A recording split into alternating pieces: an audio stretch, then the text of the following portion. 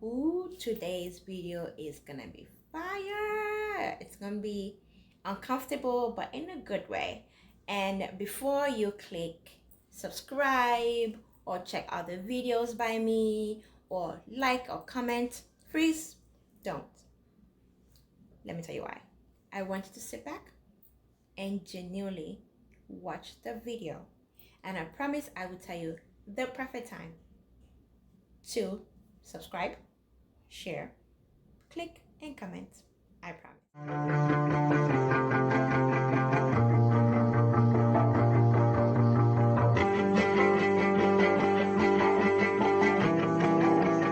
Hello, everyone. Welcome to Esther Speaks. My name is Esther. I am your host. I am here to talk to you about what you can do to advocate for social justice, which we very obviously need in our world today. For the month of July, we're going to focus on one article per week. In that article, I will read the article and I will bring to you what I learned, what it's got to do with you, and what you can do about social justice using what we learned from the article.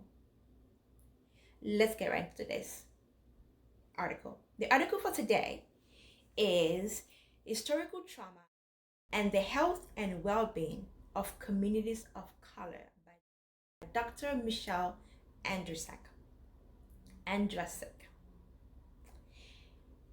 One thing that she said in her article is that the murder of slaves were permitted if the slave was resisting or it was done under moderate correction. How fitting is that we're looking at the article today, considering what we're experiencing in our own world too. So, I'm going to do overview. I will tell you the connection between the article and you, then I'll give you some action steps on what you can do. Dr. Michele Andrasik talked about ways and what has caused trauma for three groups: Natives, Alaskan Natives, and African Americans. And then she wanted to talk about events that has caused those traumas. Now, it's very important for you to know that this is a well-written, well-researched article, and it is only fitting that the article is what gives you full details on what has caused trauma for these three groups. So I will not be going to the details of those. What I will mention, which is very important, is her definition of what trauma is, which we don't always know. She says, trauma is an event or events that has happened to a group of people that share a specific identity. These events are done with a genocidal intent, leading and resulting in destruction or disruption of traditional ways, bringing about a history of communities' destructions. Trauma affects communities, and trauma can be led onto generations. So historical trauma is not just an event that happened in the past. As a matter of fact, Dr. Andrasik let us know that it can be held on and passed on to generations. Meaning, even though I was not there, and yet it's here, and it's here. Also, historical trauma is collective because a large number of community members experience it. Therefore, the whole community experiences it together. Thirdly, she mentioned that historical trauma can affect the way a family is able or unable to communicate. Now listen to this last part. Trauma can be affected in the cells. It can be seen in the cellular form. An example she gave, women who experienced trauma of the 9/11 tragedy gave birth to babies that has an extremely high and unusual level of cortisol, a stress hormone. Now you might be thinking, what has that got to do with me? Good question. That is the second part of our video today. The reason why we need to talk about historical trauma is because trauma happens every day. It's experienced on a daily basis in the form of microaggression. Now there are 3 forms of microaggression: microassault, microinsult, and microinvalidation. Microassault, microinsult, and microinvalidation. What is microassault? Microassault is explicit racial, derogatory verbal, and non-verbal attack. It's clear, it's intentional. What is microinsult? Microinsult is conveying rudeness, insensitivity, and can be subtle, and the individual showing it might not be aware of it. What is microinvalidation? It's when the experiences and the thoughts and feeling of somebody is not taken into consideration, but rather negated.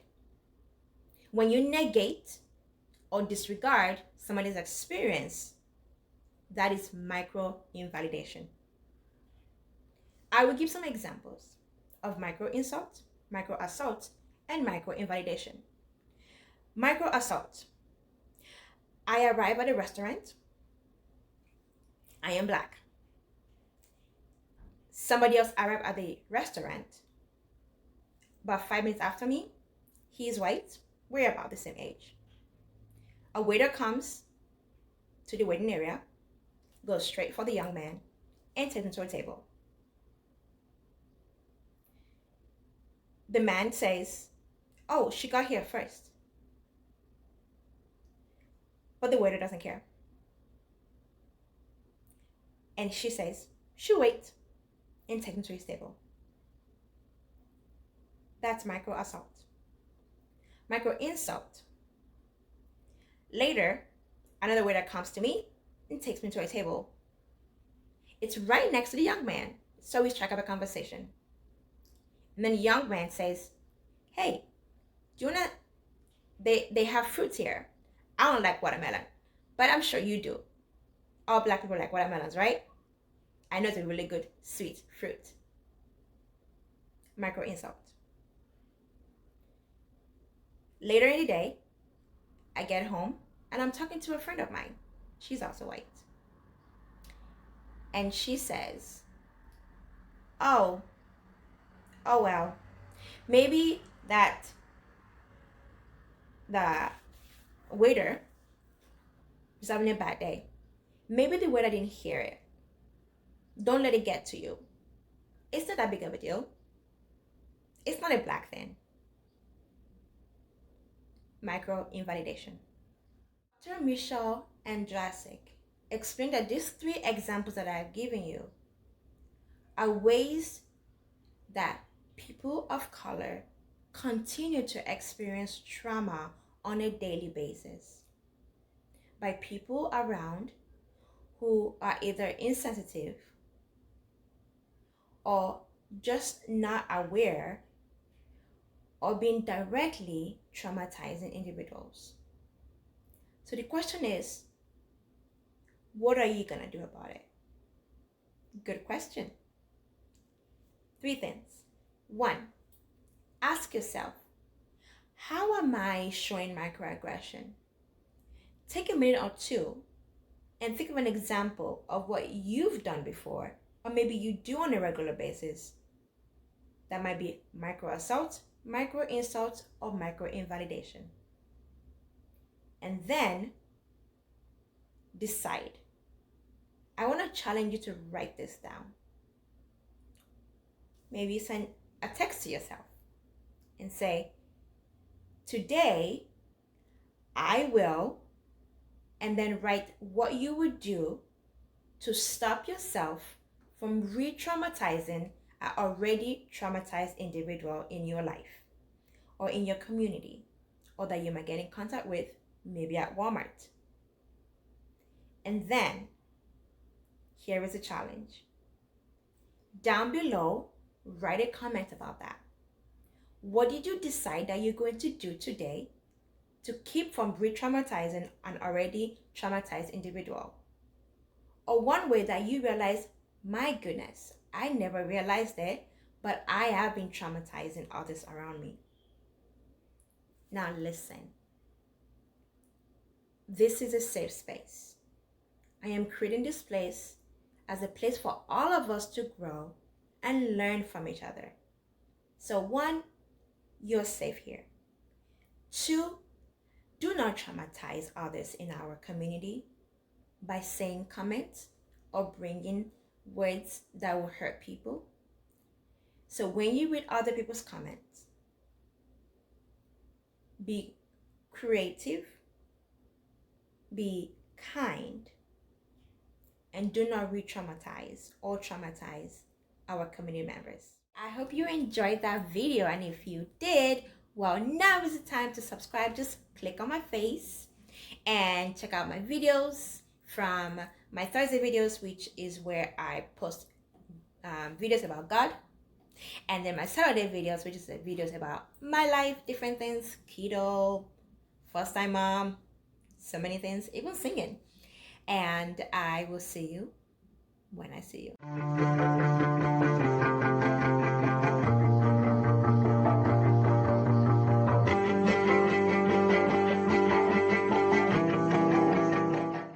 One last thing, very important.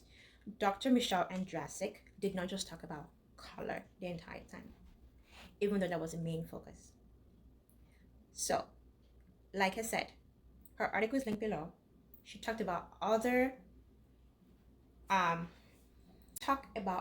groups that do experience trauma in our community. So I said this one more time. Do not say insensitive words that would traumatize either me or anybody else leaving a comment. For the sake of length, for the sake of time, for the sake of focus, I chose carefully what I talked about in today's video. I hope you enjoyed it, and I hope it was a learning experience for you. I know it was for me, and I challenge you to answer that question honestly. What do I need to do to not re-traumatize an already traumatized individual? And don't forget to click the bell so that every Friday you can get a reminder. It's time to advocate for social justice.